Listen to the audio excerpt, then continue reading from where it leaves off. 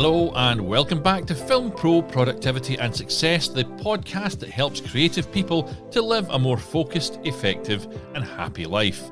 My name is Carter Ferguson and this is episode 176. It's the bad apple effect, why you need to remove toxic people from your life. You're the average of the 5 people you spend the most time with. Jim Rohn, unquote.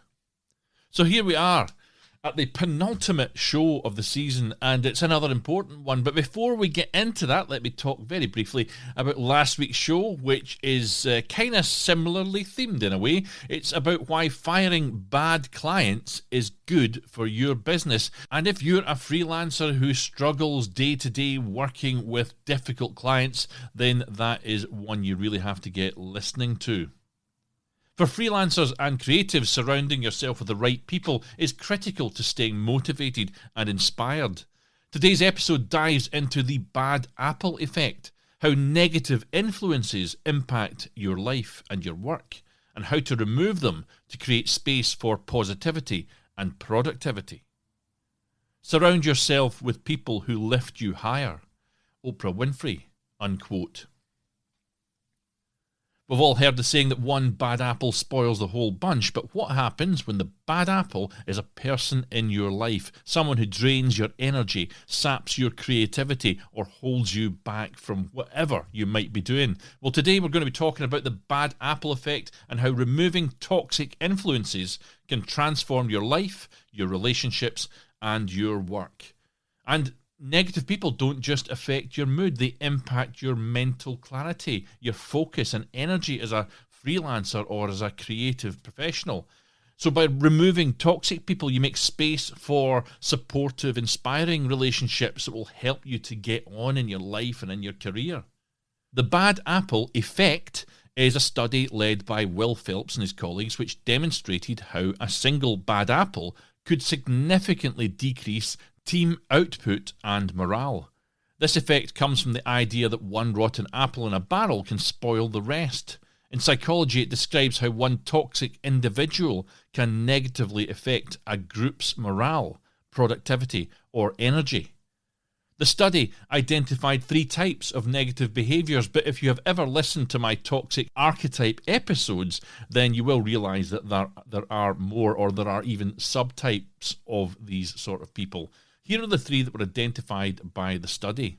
Number 1, the jerk, a team member who is constantly critical or disrespectful to others. Number 2, the lazy person, someone who disengages and does the bare minimum. Met a lot of them, I'll tell you. And number 3, the complainer, a person who is always negative about outcomes or the team's chances and saps motivation. The 2006 Bad Apple Effect study highlighted some eye-opening data. Number 1, that teams with a bad apple, a member demonstrating negative behaviour, showed 30 to 40% worse performances compared to teams without that negative individual.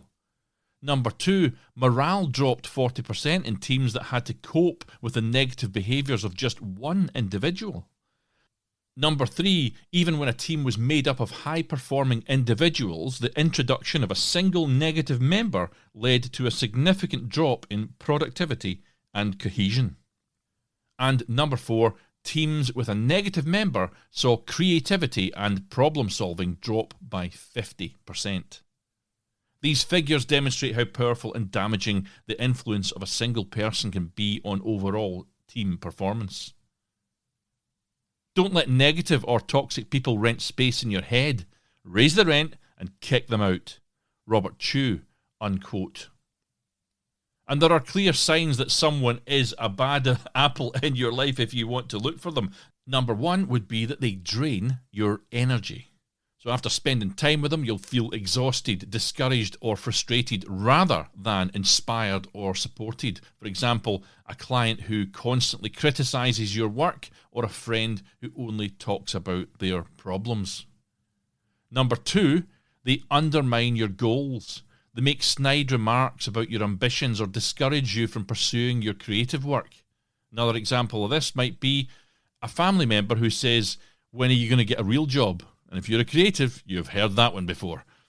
Number 3, they are constantly negative. They focus on problems, they complain frequently, and they bring a pessimistic attitude to every situation. For example, a colleague who always talks about how impossible it is to succeed as a freelancer. And again, many of them have I met, and I'm still meeting. Is it you? Try and get out of that habit. Number 4, they don't respect boundaries. They demand your time and energy without considering your needs or limits. And for example, that would be a friend that interrupts your workday with non-urgent issues, or a client who expects you to be available 24/7. And number 5, they make you doubt yourself. They kind of play down your achievements. They make you feel less relevant. And I've had problems with collaborators that do this to me, and they're constantly second-guessing my creative decisions, etc.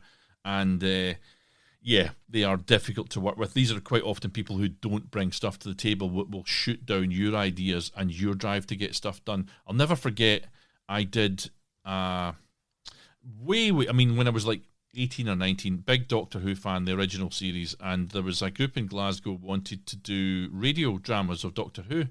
And for whatever reason, I ended up at this meeting with them, and we were all given a task of go away, come up with an idea, and come back. And I remember coming back, and nobody had done anything. I, on the other hand, had done a shit ton of stuff. I had done so much work on it. And I just remember them kind of shooting down my ideas and stuff. And I never went back to the group, because I was thinking, you literally, all of you, the other 8 or 9 of you, have done nothing. Zero. And yet you have got critical assessments to make of what I've done. Nah, you don't want to be working with that sort of people. Anyway, that was a long time ago, but I still remember it, because I remember thinking, what a waste of time. I have had this problem with other collaborators as well. Quite a few times I've went to write a script in collaboration with someone, and I have effectively realised quite quickly that I am the secretary, writing, typing, everything. They come up with ideas. They don't type a single thing on a computer. I do it all. Then I'll take our notes, write them up, and I'll come to the next meeting with it all written up. This is where we're at. And then they'll go, I've changed my mind about that. I think it would be better if we did this instead. And I've cut them, every one of them. I've probably done 3 of these in my life. Gone. Because I'm not the guy that's going to be your secretary. I'm not the guy that's going to do all the work to lift someone else out. Anyway, these sort of people make you doubt yourself. Actually, what they do to me now is bother me. So anybody that makes you doubt yourself is bad. I'll just recap, because I went off on one there. So the clear signs that someone is a bad apple is that they drain your energy, they undermine your goals, they're constantly negative, they don't respect your boundaries, and they make you doubt yourself. So needless to say, there are good reasons why removing these sort of negative people is essential. Negative people block you from growing. They keep you stuck in old patterns and routines, and they prevent you from evolving both personally and professionally. Negative people drain your creativity. Creativity needs to have a positive, supportive environment, but toxic people stifle inspiration. They shut it down, and they stop your motivation as well. Negative people also impact on your confidence. Constant negativity or criticism will chip away at your self-worth, and it will make you eventually start to doubt your own abilities or give up on things altogether. And negative people, lastly, they waste your time and energy, and that's the big one for me. Any time spent dealing with toxic people is time that could be better spent on meaningful projects or creating more positive relationships with other people. Effectively, it all comes down to wasting time and energy. When I look at this sort of stuff objectively, and I've fallen for this so many times, it's the wasted time and energy that I really regret, because we've got so little time on this earth.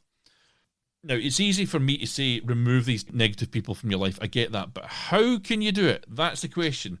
Understand, right, that you can't change the people around you, but you can change the people you choose to be around. So what I'm talking about, if you might be stuck in a business environment with certain negative people, but if you're working on your own creative projects, you don't have to work with that lot. Change the people you choose to be around. Number 1, identify those bad apples. Think on all of the people in your life and ask yourself, who constantly drains my energy, who makes me feel small or discouraged, and Who adds stress and negativity to my life? These are great questions. I have in recent years got rid of, I think, 3 people in my life, got rid of them, cut them out altogether, and life is better. I literally, after one of them fell out with me for no reason whatsoever, right? They effectively were a bit of a narcissist and wanted something I had. And they created this kind of fake fallout thing. And I was laughing. I thought they were in a wind-up at first. I was genuinely laughing. And then I realised, this is my opportunity. While this person's falling out with me, trying to manipulate me to do stuff, I'm just going to let them fall out with me. And I did. I just, in my mind, I was like, I can finally get rid of this person. I can stop being this person's secretary and return again to my own work. Anyway, step 1, identify the bad apples. Went off on one there. Step 2, set clear boundaries. Politely, professionally, but firmly communicate your limits. For example, I can't take calls during my work hours, but I'd be happy to catch up this weekend.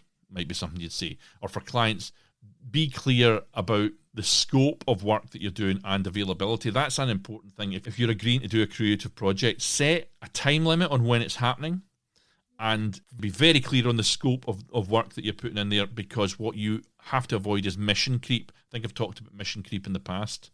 Number 3, step 3, gradually start to distance yourself from these people. For personal relationships, limit your time with negative people. Spend less time engaging with them and prioritize relationships that lift you up, that make you happy, that give you energy. And number 4, let go when necessary. If boundaries and distance just aren't working, because some of these people cannot read. They cannot read when you're trying to say, this is it, I've had enough, and they'll try and take the rip. If that's the case, then you have to look at cutting your ties with these people altogether. For example, you might politically end a toxic client relationship by saying, I don't think I'm the right fit for this project anymore. Always try and be professional in these things. There's no real necessity to have a big fallout, although sometimes it gives you a very clean break, but it can be negative somewhere down the line. So try and be professional when these things happen. And number 5, replace negativity with positivity. Actively seek out relationships that encourage and inspire you, people that encourage and inspire you, people that are actually taking action and doing stuff and aren't just standing there talking about it. Join creative communities if you have to. Work with like-minded collaborators or build friendships with supportive people. There's a thing called the mastermind groups, and I am not in a mastermind group. I have not put one together, but I have a clear idea of who I would have in that mastermind group. For example, I would have Stephen Rohn, who's the guy that helped me produce the first episode of this. Gillian Dick, who's a marketing professional that's excellent as well. Who else have I got? A few other people, filmmakers, etc., that I know are good. And it's the people that I check in with regularly that are positive, and I try to give them positive support back. So, what are the benefits of letting go of bad apples? More energy and focus. Without the negativity weighing you down, you'll have more mental space, mental energy to focus on the stuff that matters, your own projects, your own creative ideas, your own future, your own income, all of that. So you'll get more energy and focus, you'll get renewed creativity, a positive environment fuels inspiration and motivation, you'll get increased confidence. When you surround yourself with supportive people, you'll feel more confident in your own work and your own decisions that you're making. And lastly, better relationships. Letting go of toxic people will make room for healthier, more meaningful connections. The people you surround yourself with directly impact your energy, your creativity, and your success. So letting go of negative influences isn't just about protecting yourself. It's about making room for the relationships and opportunities that will help you to do better, to thrive, as it were. Your call to action today is to reflect on any relationships that are occurring to you as I've been talking here. Who in your life is a bad apple? What's the one step you can take to set boundaries or to let them go, to cut them off?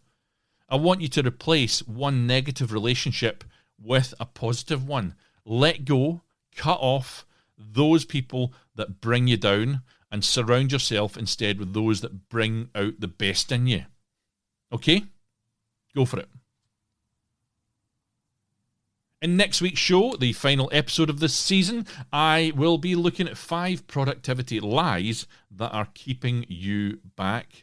It's a good one, so don't miss it, and it's the last one you're going to get for probably another 12 weeks after that. Might be a little bit less than 12 weeks. I've got a special in mind, which is a 2-parter at the moment. Might come in within that period, but yeah, that'll be the last episode of this season. But let me end today with some words from Benjamin Franklin, who said, "A rotten apple quickly infects its neighbour." Now take control of your own destiny, keep on shooting, and get rid of those bad apples, remember. Replace them with good ones, okay? And join me next time on Film Pro Productivity and Success.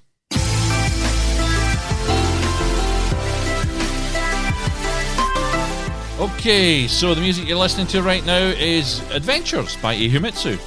You can view the show notes, the full transcription of this episode only on the official website, filmproproductivity.com. Please do go and join me there.